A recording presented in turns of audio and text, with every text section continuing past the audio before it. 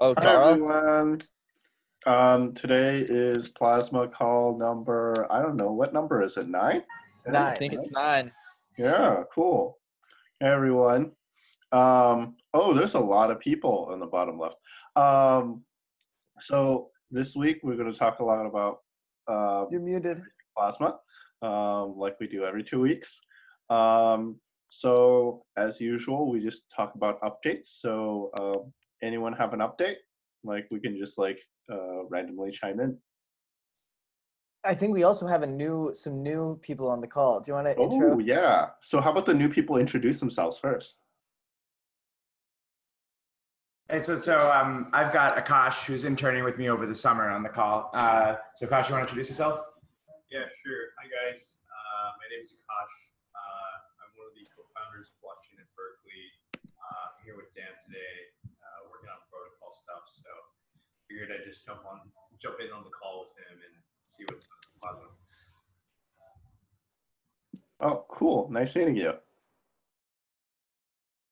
Hey guys, I'm Kevin. I was here in the last call, part of Consensus, and we're here to help, or we're working on a Plasma strategy internally. Depending on how we structure it, we may be doing a new implementation, or we're actually going to contribute to one that's existing. Still TBD right now, but glad to be here. Oh, awesome.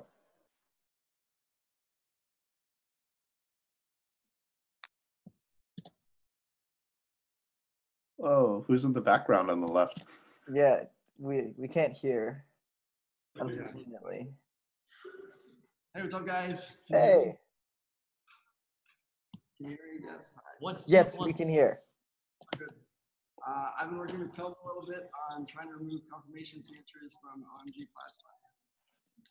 I was working with Carl a bit on the crypto economics course too. Hi, Carl.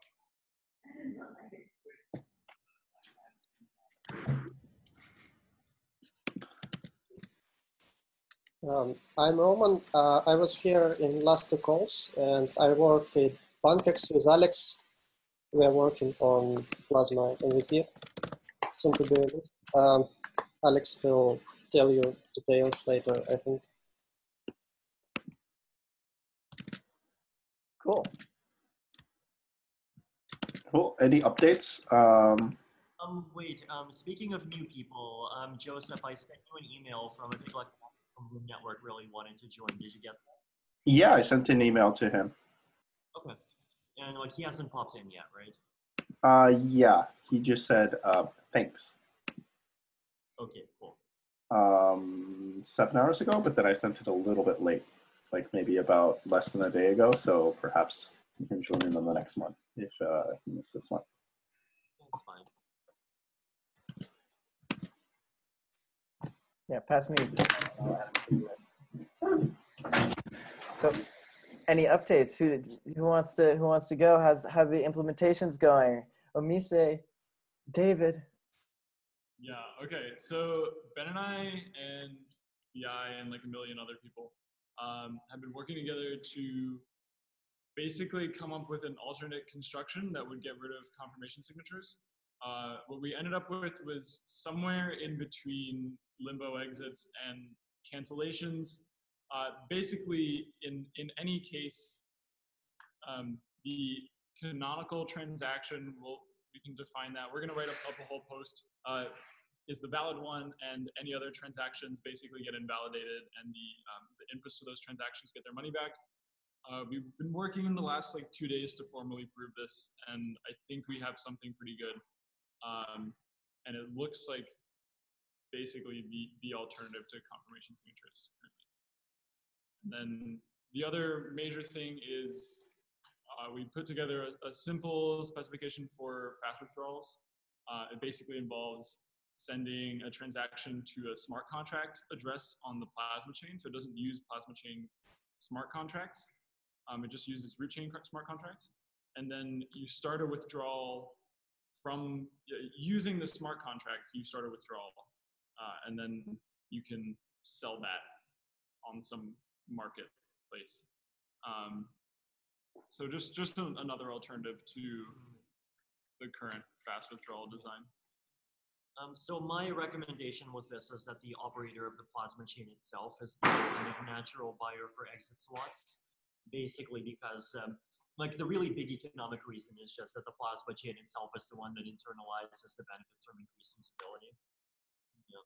So you could even just basically build that in as a mechanism straight into the plasma contract if you wanted to. Oh, that's really fun. So basically, like, nothing is guaranteed, but essentially the operator knows that there's a price, and then other people that aren't acting faulty can also know if like they have all the data. Is that the presumption? The presumption is data availability, right? And then availability of the root blockchain is the presumption. Cool.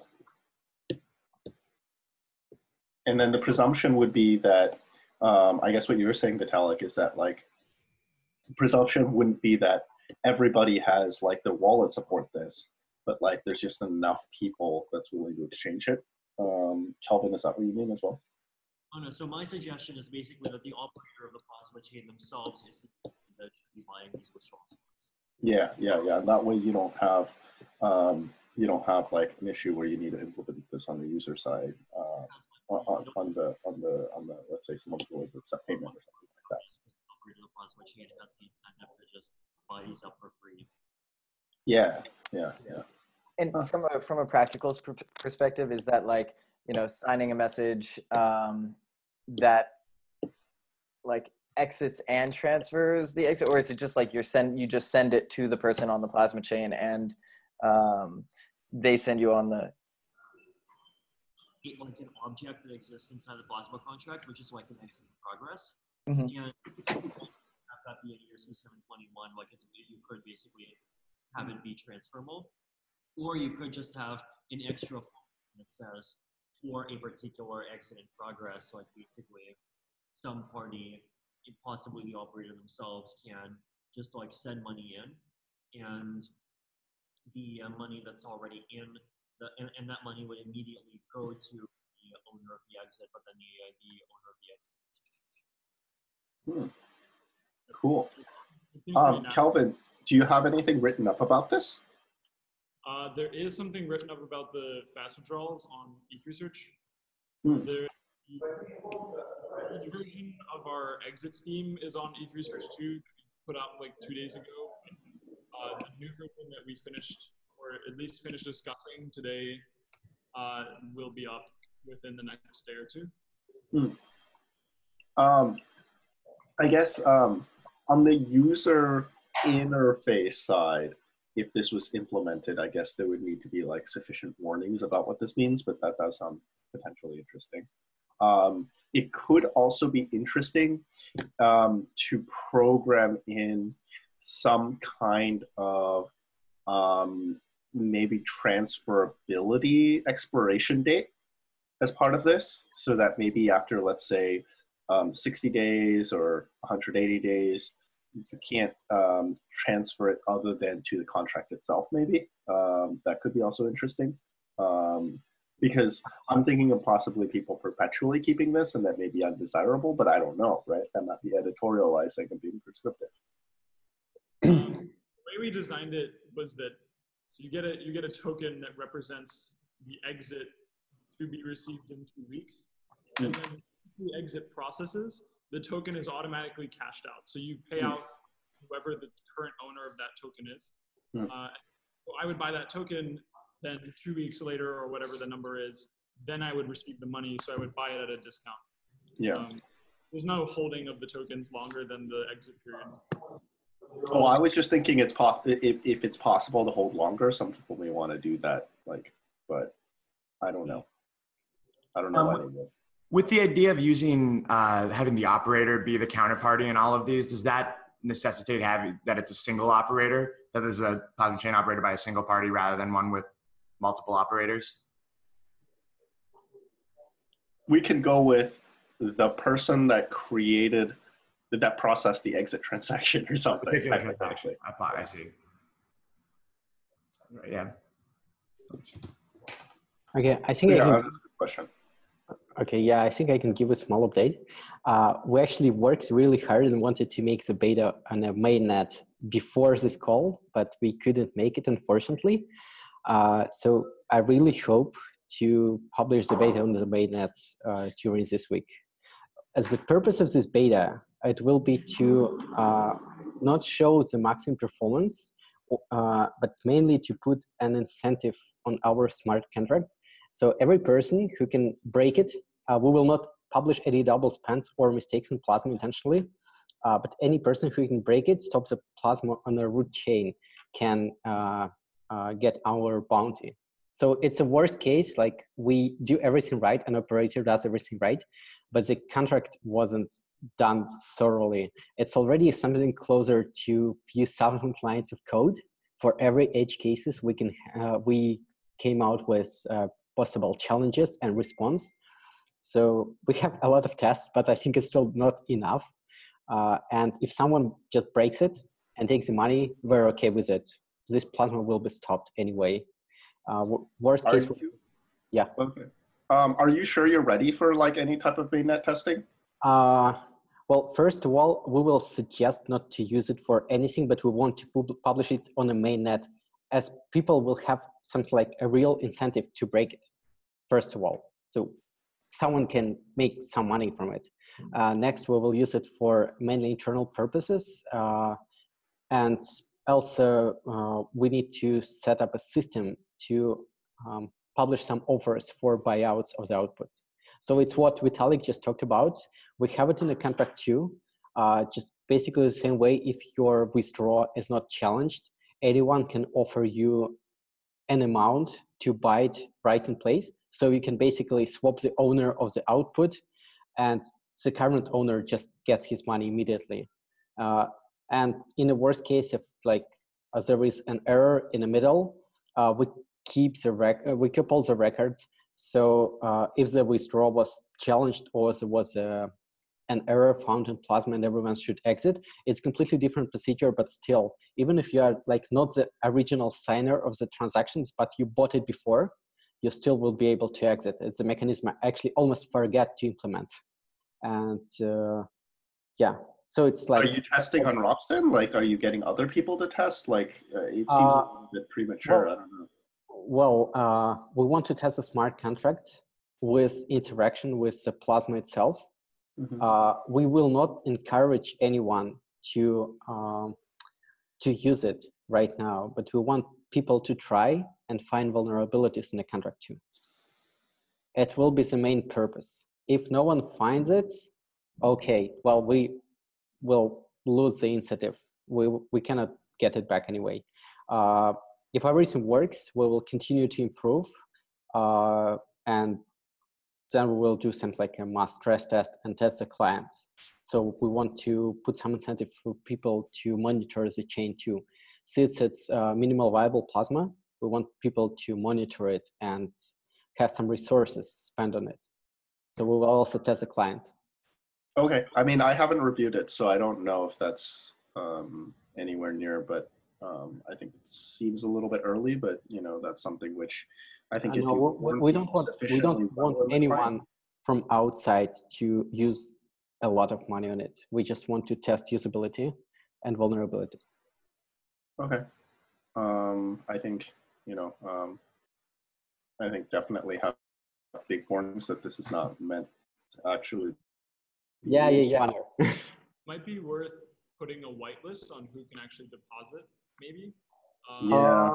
That might be the right thing. We can do it.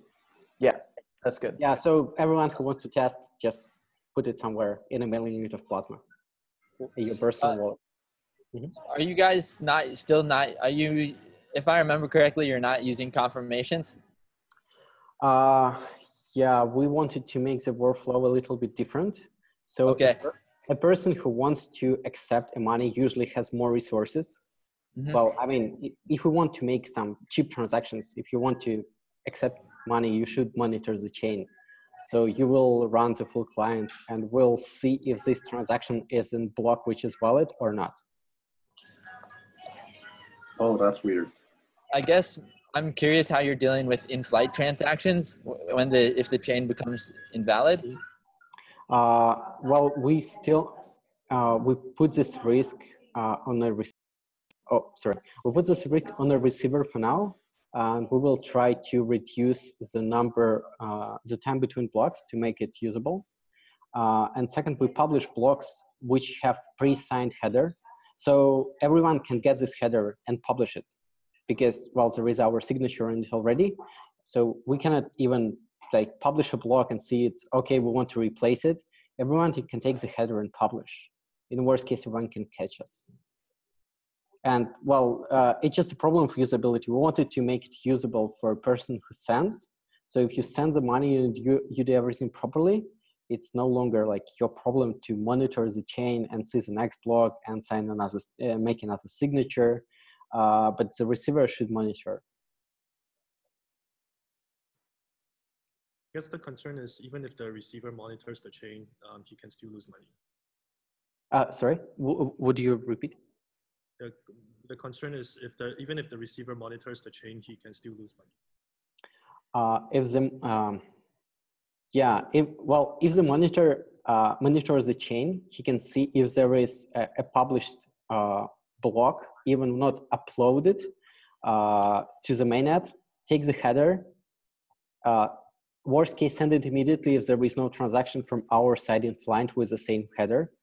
And if there was nothing non-legitimate, it's in the published block, most likely it will not be, most likely there was no mistake up to this point. I mean, if you see the block where you get this transaction and this block is valid completely and you have the header and the signature which you can publish to the contract yourself, well, you can just do it. Worst case, maybe we'll put a bounty to publish a header so everyone can take it. So you're saying anyone can create?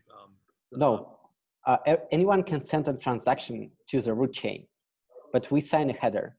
So if you have the header, the block header with our signature, you can send it even yourself, and smart contract will accept it. It doesn't just. What happens if, like, step one, A sends a transaction to that transaction is in flight. Step two, the Plasma chain publishes one block, which is like unavailable or invalid, and the header of this block gets into the main chain. And then step three, the transaction going to be lands in the chain, and so the invalid stuff still has higher priority because if the B tries to accelerate it, B can't make it get included before the work order. Well, the block availability. Well, even there is one block which is not available when the transaction in flight.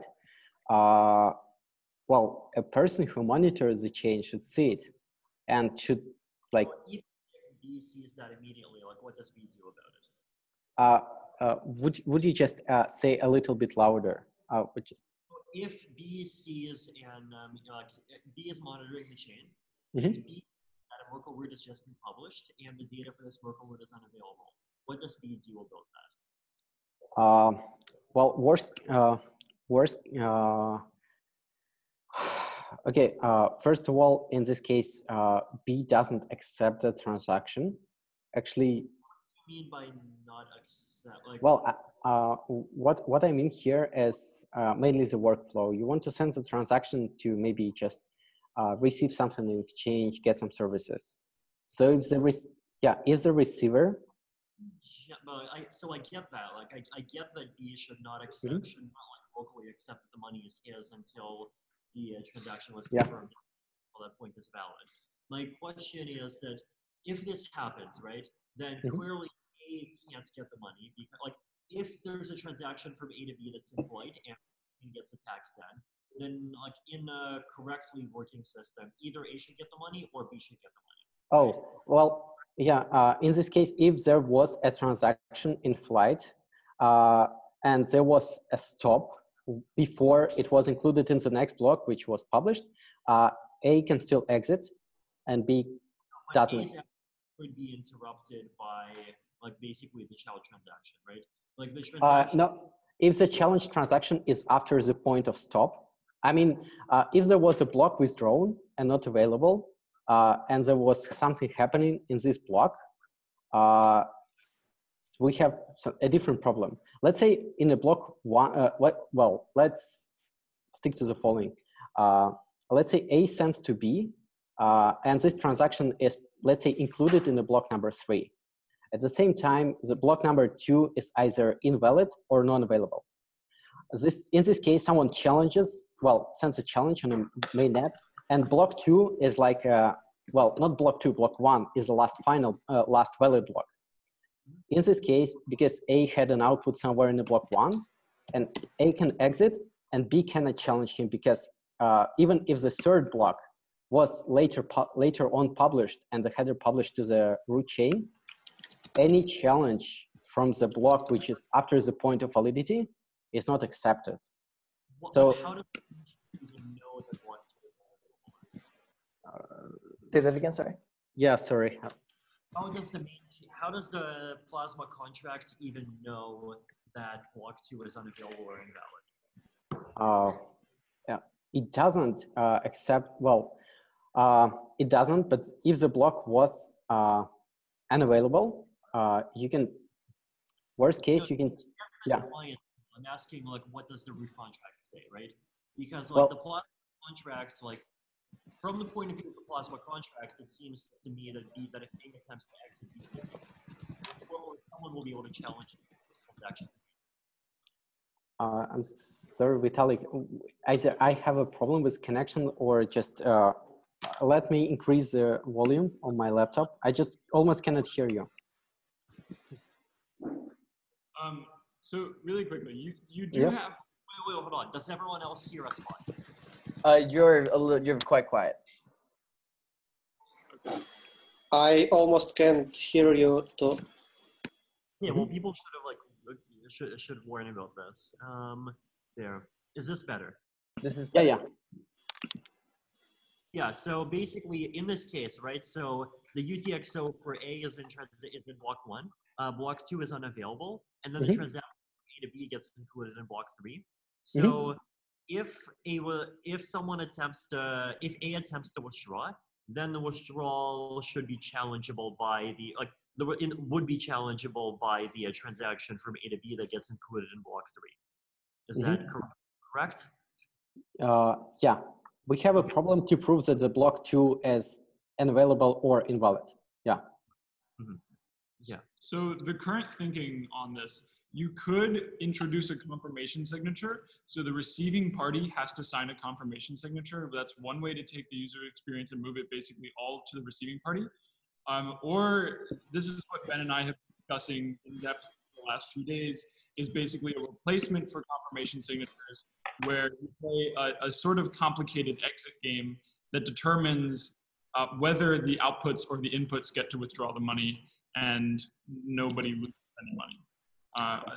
We can publish in the next few days. So how about let's table this discussion, because this is a pretty topic that everyone should already understand. Yeah, I will publish the version we have right now. So if there is a must stop, of course there is an interactive procedure. If there is one block unavailable, there is, at least I don't see a very clean solution for this problem. We should definitely stop the Plasma on an unavailable block, but we can't do it because we don't know, because we either don't know this block, or maybe we should introduce, we should make the chain non-authoritative. I mean, we should have something like. Hey, can we table? Let's table this discussion and discuss it offline. How about we talk about current on things and current updates? Does that sound good? Definitely do publish that awesome no-conf stuff, please. I just feel like we've been talking about this a couple times, and it could be easier just to discuss this on ETH Research or something like that. Sounds good. Okay. There's debt or whatever. Dan Robinson, your thing. Oh yeah. So this is something I'm chatting, I think, just with Kelvin about a little. And this is an idea I had last week. I was hoping to have it published, but written up on ETH Research. But I think that we'll have to have that by Saturday. So the idea here is trying to solve the sort of the merging splitting problem, or particularly in Plasma Cash, the problem of coins having a fixed denomination. So the problem of like making change and sending smaller amounts than the amount that you have a coin in that particular denomination. So the idea here is, and it's not particularly revolutionary. In fact, it's something that you could probably do with the merging and splitting ideas we've talked about, but I think it's maybe a cleaner way of expressing it. Imagine if each coin has a number that represents the current amount in that coin, and it starts at the total amount that was deposited, but can be reduced in a transaction. So if someone deposits 5 ETH into this particular coin, that number can go down to 3.5 ETH, and the remainder of the coins are considered to be owned by the operator. So let's assume, in this case, I think you have to assume that the operator is a single entity. That's sort of like, that's taking responsibility for both creating blocks and maintaining some of this liquidity. So the idea here is you can pay any denomination as tiny as you want to the operator by just reducing the number in that coin. So when that coin gets withdrawn, the remainder of it will, so the part, like the number, so if it's like 3.5, that number of ETH will go to the owner, but the rest will go to the operator. And so you can think about this almost as this is like it's kind of a state channel, but just between, so Plasma Cash contract is all in Plasma Cash. Plasma Cash contract is just sort of like a pegged state channel that is, or it's like a checkpointed assigned state channel between every single person who owns a coin on it currently and the operator. So it's a little more similar to that. So the idea is, in order to send, I can send any amount to the operator. So this is a way to solve, for example, fees, because you can like pay a little bit of a coin just by reducing your number a tiny bit, and that pays a fee to the operator. And I can pay any small amount to anyone else who's on the Plasma Cash chain, any other coin, as long as that, as long as their coin isn't maxed out, isn't like fully, there's a little room in their coin. So as long as theirs is below the maximum, the amount that was deposited into that coin. So like if Alice has a coin whose amount on chain, the amount that's actually like deposited there is 5 ETH, but they only have, but she only has 3 ETH, like the current number in her coin is 3, then anyone on the Plasma Cash chain can send her 2 ETH or any amount smaller than 2 ETH. And what happens is her number goes up a little and their number in their coin goes down a little.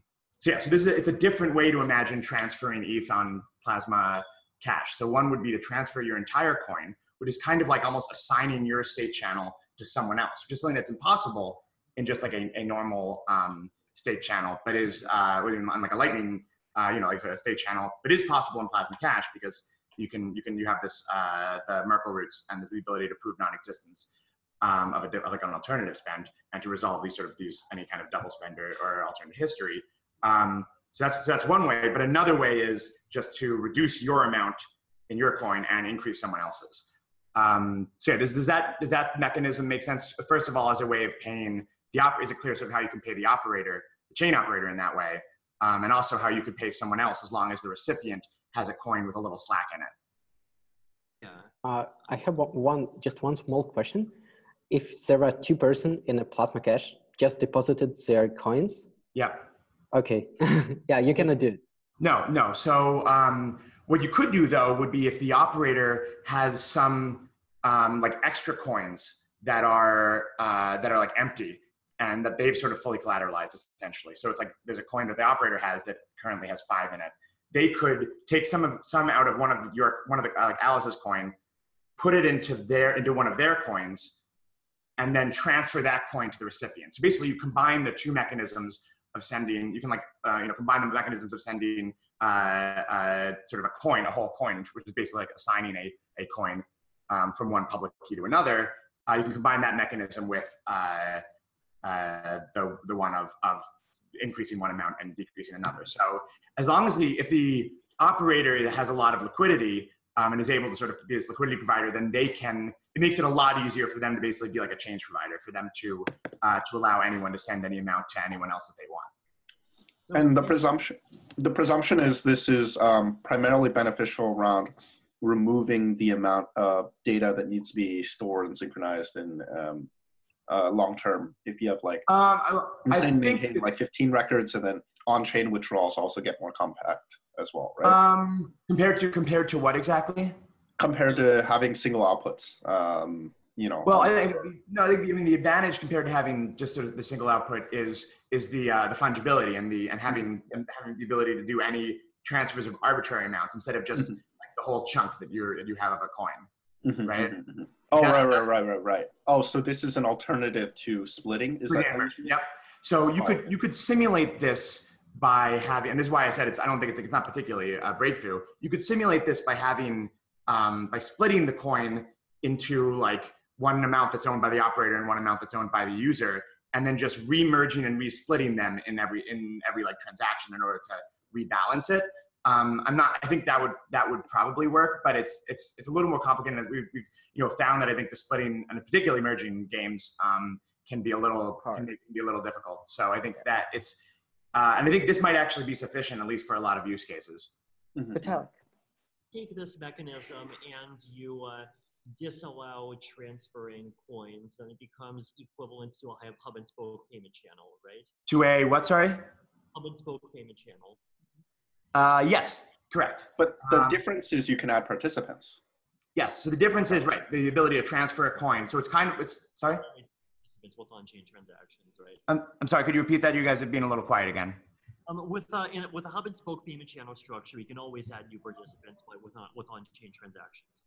Right, but this allows you to add new participants with an off-chain transaction. It allows someone who currently, so it solves that problem in like Lightning of someone needing to, in order for me to get on the chain, I have to do an on-chain transaction. So someone would be able to transfer their their payment channel basically to me. Right. So if someone wants to like either decrease their balance or to give to the operator, or decrease it to increase someone else's balance, like where would these records go? Like how would they be stored in the Merkle tree? I mean, I think it's you consider it as just a single integer that's in that coin. So the coin has a public key, and that's what it currently has, is basically just a public key. And now it will also have an integer, and that represents the current balance of that coin. So it requires the signature. Obviously, every transfer, every transaction requires a signature of the current owner, and just it naturally requires the agreement of the operator, because they won't create that coin so you won't be able to reduce it or increase it without permission of both parties. You could basically have like a separate kind of like challenge game where you like in the exit process where you would try to figure out like what is the most recent valid transaction that changed the balance of that particular coin. I think it's the same exit game, because you're just trying to find like the most recent transaction, and since that transaction will include what the current balance of the coin is, I think this incorporates the same thing. I will say you can very easily add the ability to do between block transactions between the operator, like make a sort of state channel on this between block updates. I'm not sure it's strictly necessary, especially if you're doing relatively rapid blocks, but this kind of generalizes that. It's sort of, you could very easily have the operator and the user agree to update the balance as much as they want in between blocks. And you only need to do a block when you actually do the plasma cash thing, where you transfer a coin from one user to another user. But I guess this is different than like a payment like hub, is that the presumption would be that you can net settle all state updates when it comes to changing balances or new accounts to basically being one Merkle root plus signature on chain.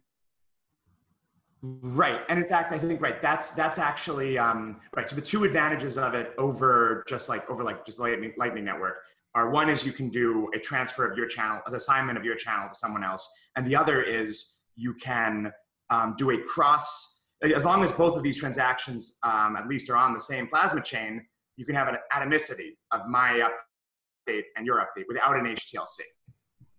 One question here: is this equivalent or different to a system where you have a Plasma Cash chain, but where the owners of the Plasma Cash coins are basically always payment addresses where that contain like counterfactual contracts that implement payment channels?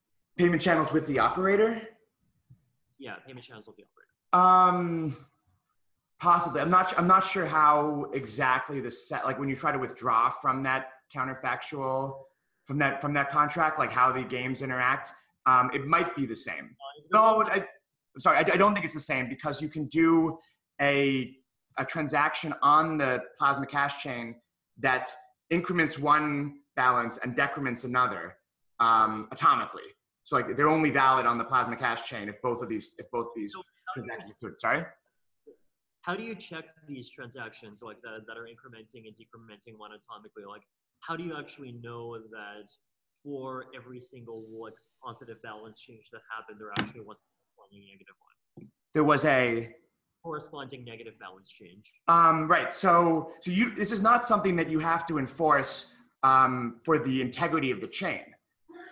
Because it's something that only is of concern to the parties. Because I can increment or decrement any of these balances as much as we want, and it doesn't like make the chain under collateralized or anything like that. Right, because like basically the owner would have the incentive to only include right. these transactions.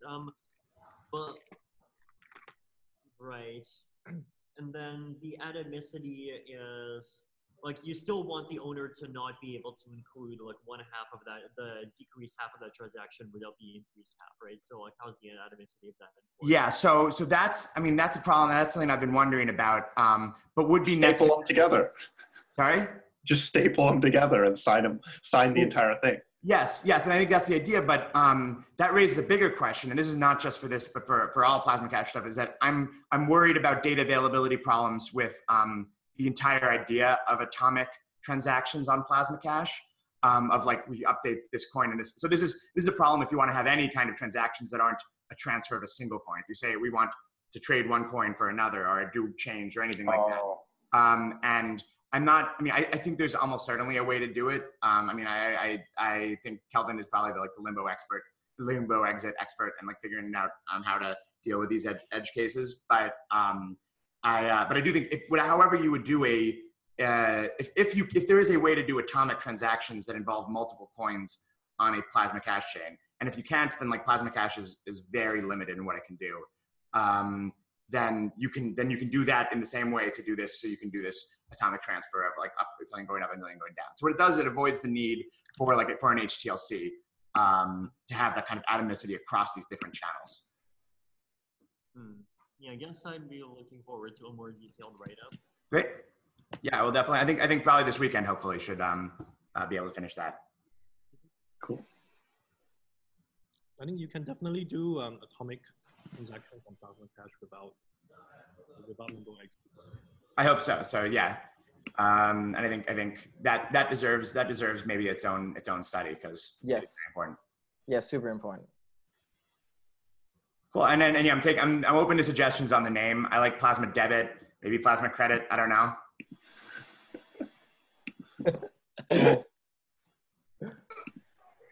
Plasma Plasma. Was that? Yeah. It was a car company joke. Just kidding. I mean, partial plasma would be sort of the prosaic name for it. So partial plasma also works. PP. And then I think we have enough time for maybe one more topic. Carl, it looks like you had a topic. I mean, I did but I don't want to put Vitalik on the spot, but I'm going to. Vitalik, remember we were talking, what is your current thought on general state transition plasma? Just because it's like a fun thing. We were talking about in the pool, you came up with one thing and you also had doubts in general. Right, and I had a design that I thought that it used ZK snarks that I thought works, but actually it didn't really work. So basically I'm still trying to figure out is there some way to do so first of all, right, if you're trying to make a plasma architecture that is a full EVM chain, then one modification that you need is that you have to map every account contract object to an owner or some set of owners that have the right to exit on its behalf, right? So that's the easier thing, but then the harder thing is this, right? So let's suppose that a plasma chain operator and some plasma chain senders, and suppose that this is an operator and a few senders that are colluding. They do this, right? Step one, the operator starts publishing unavailable blocks, right? Now, because the blocks have ZK snarks, like they still have to be totally valid blocks. Now, let's say block 10 is the first unavailable block. In block 11, account A has 50 coins. And the malicious Plasma operator initiates an exit, which points to the state from block 11 that tries to exit the 50 coins from account A. In block 12, those 50 coins move to account B. Then the same plasma chain operator tries to exit 50 coins from account B using the state from block 12. The problem basically is that the system itself has no way of kind of knowing or challenging the idea that these coins that kind of that are exiting from states at different times actually are the same coins. And like you have to have like basically things like confirmation confirmations or like other weird structures to deal with that.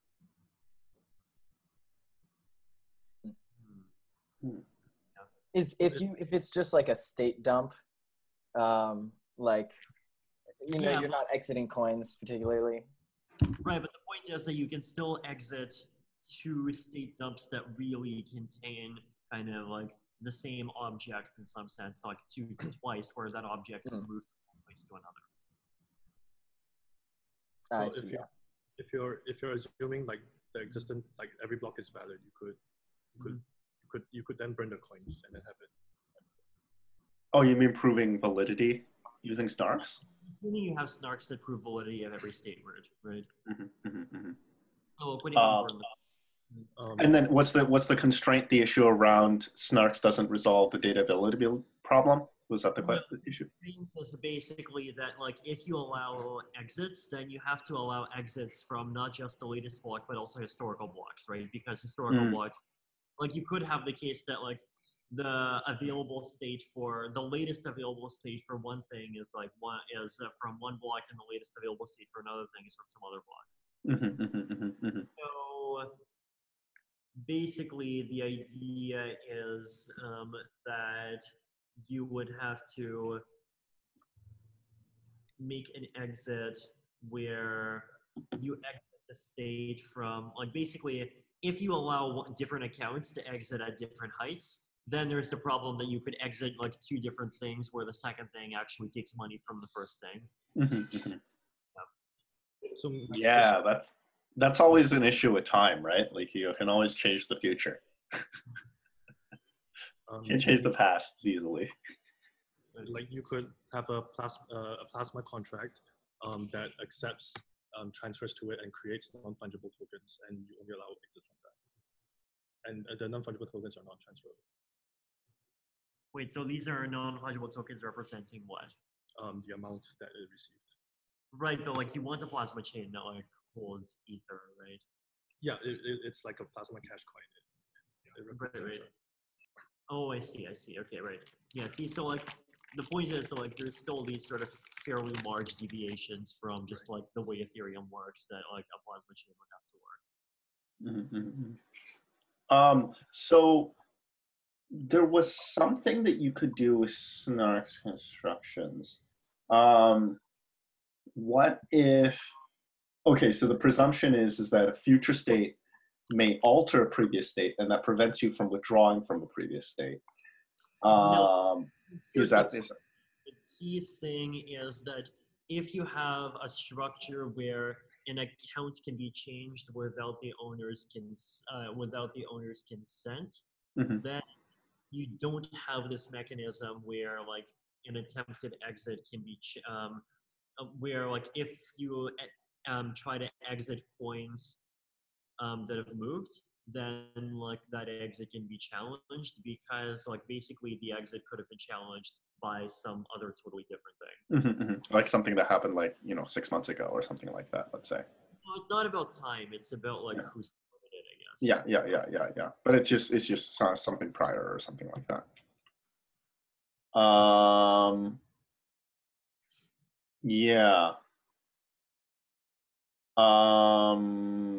Yeah, it's an interesting dilemma because you can always, like, let's say require a snarks proof in in the withdrawal, but the problem is you might not have the data available to have the most recent like proof and stuff like that. So it seems like an interesting trade-off that's happening.